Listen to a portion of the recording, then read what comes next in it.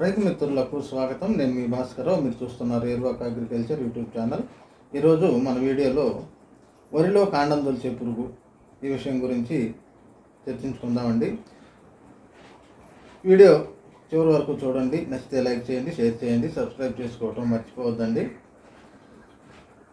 వరిలో కాండం తొలిచే పురుగు అనేది తరచుగా తెలంగాణ ప్రాంతంలో ఎక్కువగా కనిపిస్తుంది. దీనికి ప్రధాన కారణం వరి గన్నాల మీద, గట్ల మీద ఈ గడ్డి జాతి కలుపు మొక్కలు ఎక్కువగా ఉండటం, మరియు గత పంట కాలపు అవశేషాలు ఎక్కువగా ఉండి అందులో ఈ కాండం తొలిచే పురుగు యొక్క గుడ్లు అవశేషాలు ఉండటం వల్ల ఇది ఈ పైరులో కూడా మనకి ఆశించి ఈ కాండం తొలిచే పురుగు ఉధృతి ఎక్కువ అవుతున్నట్టు తెలుస్తుంది. ఈ కాండం తొలిచే పురుగు నివారించుకోవడానికి అనేక రకాల మందులు అయితే మనం వాడి ఉంటాము. కొన్ని పనిచేసి ఉంటాయి, కొన్ని పనిచేసి ఉండవు. ప్రస్తుతం అయితే ఈ ధనుక వారి మోటార్ గురించి మనం తెలుసుకుందామండి. ఇది చాలా రోజుల నుంచి ప్రచారంలో ఉంది. ఈ మందు కొన్ని ప్రాంతాల్లో అయితే వాడుతున్నారు. ఈ మందు యొక్క పనితీరు అయితే ఇప్పుడు మనం చూద్దామండి. ఇది అంతర్వాహిక కీటకనాశిని మరియు స్పర్శ ద్వారా కూడా పనిచేస్తుంది. ఈ మందుకి లామినర్ చర్యతో కూడా ఇది పనిచేస్తుంది. అంటే ఆకు పైన పడ్డా కానీ ఆకు కింది భాగం వరకు చొచ్చుకొని పోయి పురుగుని నియంత్రించగల శక్తి కలిగి ఉంటుంది. దీన్ని మనం ఒకసారి కనుక స్ప్రే చేసుకోగలిగితే చెట్టు మొత్తం విషమైపోతుందండి. దీని కారణంగా కాండం లోపల చొచ్చుకొని పోయి ఉన్న పురుగు కూడా చనిపోతుంది. ఈ మందు ఎలా పనిచేస్తుందో చూద్దాం. ఇది గుడ్డు పైన మరియు లార్వా పైన మరియు ఈ తల్లి పురుగు పైన కూడా పనిచేసి ఈ కాండం తొలిచే పురుగుని నియంత్రిస్తుంది. ఇది పురుగు యొక్క కేంద్ర నాడీ వ్యవస్థ పైన పనిచేసి పక్షవాతం వచ్చేలాగా చేసి చనిపోవడానికి కారణమవుతుంది.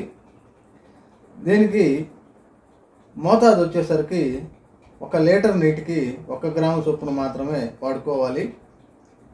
అదే ఈ కార్టాప్ హైడ్రోక్లోరైడ్ అనే మందు 50% కనుక మనం స్ప్రే చేసుకున్నట్లయితే దాన్ని 1.5 గ్రాములు 1 లీటర్ నీటికి వేసుకోవాలి.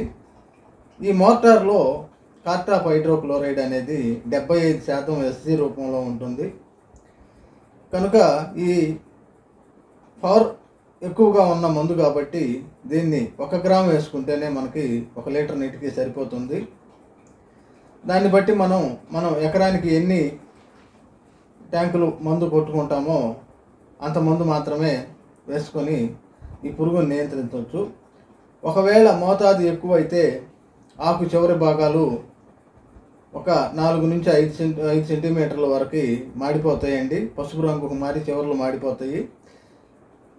దీనివల్ల పైరు చూడటానికి మనకి సరిగా కనిపించదు. కనుక రైతు సోదరులు సిఫారసుకు మించి ఈ మందుని స్ప్రే చేసుకోకూడదు. ఈ మందుని మనం పైరు నాటిన 20 నుంచి 25 రోజుల వయసులో ఒకసారి, లేదా ఈ పురుగు ఆశిస్తుంది అనుకున్న సమయంలో ఒకసారి, తరువాత తప్పనిసరిగా చిరుపొట్ట దశలో ఒకసారి కనుక మనం స్ప్రే చేసుకోగలిగితే ఈ వెన్నులు తీసే సమయంలో ఈ కాండం తొలిచే పురుగు వలన తెల్ల వెన్నులు రాకుండా మనం పంటను కాపాడుకోవచ్చు. ఈ మందుని మనం పైరులో సకాలంగా స్ప్రే చేసుకొని మంచి దిగుబడి సాధించగలము. ఈ మందుని స్ప్రే చేయటం వల్ల రైతుకి లాభము మరియు అధిక దిగుబడి వచ్చే అవకాశం ఉంటుంది. మరో మంచి వీడియోతో మీ ముందుంటాను. అంతవరకు జై జవాన్, జై కిసాన్, జై హింద్.